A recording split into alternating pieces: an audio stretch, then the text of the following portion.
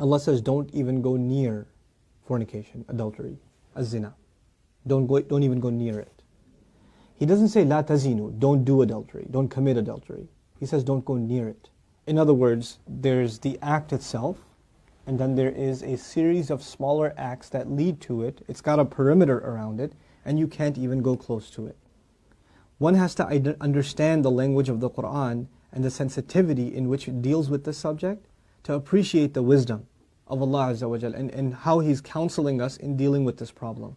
Allah Azza wa Jal is telling us there are certain things that in and of themselves are not haram. You're not going to be able to pinpoint it and say it is wrong. But when you get involved in it, you're going to get sucked into a gravitational field, and it'll pull you in slowly and surely, little by little by little, and eventually it'll get you. Eventually it'll come at you. You know, one of the things we learn about shaitan that is remarkable to me is that he's extremely patient. He won't get you one shot.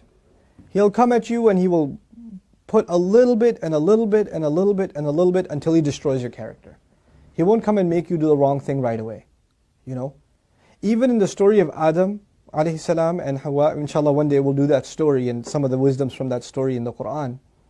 The way he approached them in Surah Al-A'raf is really interesting. He was relentless. It wasn't just one time. Like we assumed that he just came and said, hey, tree, doesn't it look good? And he was gone. No. He was extremely relentless. And he kept at it and he kept at it and he kept at it and he built this idea in them until they would think it's their idea. You know? And when people start listening to shaitan, this is the same surah Allah Azza wa Jalla says, Inna ibadi laysa laka alayhim sultan.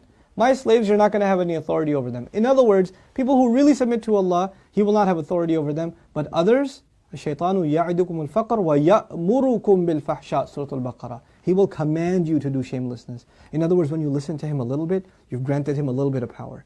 When you listen to him a little more, you've granted him a little more power. And if you keep on listening to him, he gets to the point where he can command you. You will find yourself, I can't even help myself, Brother Noman. I can't even help myself. I don't even know. I don't know how to turn the computer off. I don't know what makes me do that every night. I don't know what makes me do this or that. I don't know what makes me go there. Go into that chat session, you know. Go and log into that, horrific website. Go watch that filth. Why do I end up doing that? Why can't I lower my eyes when I'm in an elevator? When I'm walking down the street? I can't even help myself. I don't know what to do. That's when you know shaitan's got a pretty good hold on you. He's got a pretty solid hold on you. And you've been sucked into a really, a vicious cycle. It's just getting worse and worse and worse and worse and worse. And you're not addressing it, and it's making the problem worse. And it's destroying your spirituality altogether. Your relationship with Allah depends on a heart being clean. Every time you're exposed to filth, more dirt, more blackness, more covers are poured on top of your heart. And it keeps on pouring and it keeps on pouring and it keeps on pouring to the point where you're listening to the word of Allah and you can't get yourself to even shed a single tear. It won't come because your heart has been made so hard because of all the exposure to filth, all the sin that your eyes are taking in all the time. And you don't even care anymore. You know, a good heart, when it sees something inappropriate that doesn't coincide with the commandments of Allah, it is disturbed. It's not attracted, it's disturbed. It says, no, that's wrong. Immediately the conscience kicks in, the alarm goes off.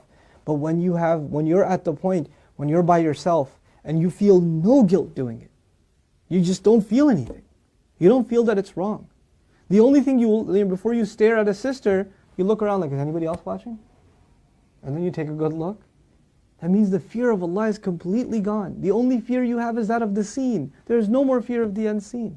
What a horrible spiritual state to be in. Allah says, يَعْلَمُ خَائِنَةَ الْأَعْيُنِ وَمَا تُخْفِي الصُّدُورِ. He knows the stealing of the eyes, that little glance you caught. He knows that one, that little glance you took. What to speak of the stare. And He knows what the chests are hiding. You know why I brought up this particular ayah? Don't even go near zina. إِنَّهُ كَانَ فَاحِشَةً. It has always been considered a lewd, shameless, vulgar act. وَسَاءَ سَبِيلًا. And a horrible path. Allah describes it as a path. A horrible path. In other words, a path has steps. Right? A path is made up of steps. You have to identify which step you're in. What makes you get into this? And for each of you, there's a process, there's a cycle. You're in a room by yourself. You know, after school, you've got a couple of hours before your parents get home. You know, you're among a bunch of friends that don't have any standards. You have to identify what leads you to this sin every time, and you have to cut it in its tracks. You have to stop going down that path. وَسَاءَ سَبِيلًا. What's amazing to me about this ayah, where it's situated. Right after this ayah, Allah says, don't murder people. وَلَا تَقْتُلُوا النَّفْسَ الَّتِي حَرَّمَ اللَّهُ إِلَّا بِالْحَقِّ. Don't kill any person that innocent person essentially. Allah mentioned this crime first and murder second. Can you think of that? Like, we think of murder as this huge crime, right? But Allah says, when you violate the dignity of a human being, that's fahsha. Looking at a human being in that way is violating your own and their dignity. And when we kill a person, we have violated their physical, their right to life. So there's the spiritual murder, fahsha, and there's the physical murder, qatl. There's two kinds of murder here. So Allah mentions the spiritual murder first. Our standards have gone so low. A movie comes out, you see a couple of trailers, you tell yourself, there's just one bad scene in it, it's okay. It's PG-13, it's not R. What used to be R 10 years ago is now PG-13. What used to be PG-13 is now PG. They put filthy scenes in everything now. And we don't even care about the spiritual price we're paying. It's affecting our prayer, it's affecting our dua, it's affecting our character. It's affecting our family life. It is.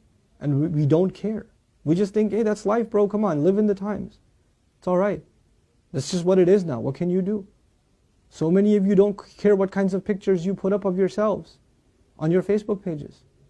I stopped going on Facebook for a reason. I don't say that Facebook is haram or whatever, but for me personally, I couldn't do it anymore. I just couldn't do it. I stay in, we'll put something up on our Bayna thing, like an announcement or this or that. But for socializing, just the things I saw were so disappointing. Like, how can you do that? You're Muslims. How can you post pictures like that?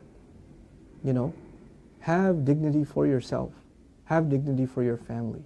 Guard your gaze. Start with your eyes. The zina of the eyes, and everything else goes from there. Everything else goes from there. Inshallah ta'ala, I want to talk to you about this subject at length and do little small snippets and maybe portions from the Quran that deal with this subject. But the last thing I'll tell you today, inshallah ta'ala at least, is something about the word fahisha, which I'm translating as shamelessness or lewdness or vulgarity. The Arabic language has roots that are close to each other. Wahish and fahish. Wahish actually means wild animal. Fahish means someone who acts like a wild animal. Shamelessness is described as behavior close to animal behavior. Allah has dignified us as human beings. The punishment of Adam alayhi salam was his clothes were removed. Our mothers and our fathers' clothes were removed. That was a punishment from Allah. And immediately they recognized that they need to cover themselves. They didn't learn to cover themselves from a society. It wasn't society that taught them to be shameless. Nowadays your anthropology professor will tell you, it's society that makes us dress in clothes. It's a sociological thing. We learn to dress and cover ourselves over history, but naturally we're just supposed to be the way we are, like all other animals. Adam alayhi salam didn't learn anything from any society. He was given a consciousness, and the moment his clothes were removed, he's trying to cover himself. Our mother's trying to cover herself. We are supposed to be a people that guard ourselves with covering, and we dignify others by not looking at them. Even if they don't have dignity for themselves, we should have dignity for them and not look. Because they are in the end a creation of Allah. Even if they're a disappointing creation of Allah. They are a creation of Allah. And we have more respect for ourselves and for humanity in general to not look at it as animals look at other animals. May Allah Azza wa Jal make us spiritually healthy and alleviate us from this growing and ever increasing spiritual problem, and that is of not being able to lower our eyes. And may Allah not allow us to be in company and in situations and involved in activities that lead us more and more towards this horrible, horrible path. May Allah Azza wa Jal clean our way or ease our way to a purer and healthier spiritual life.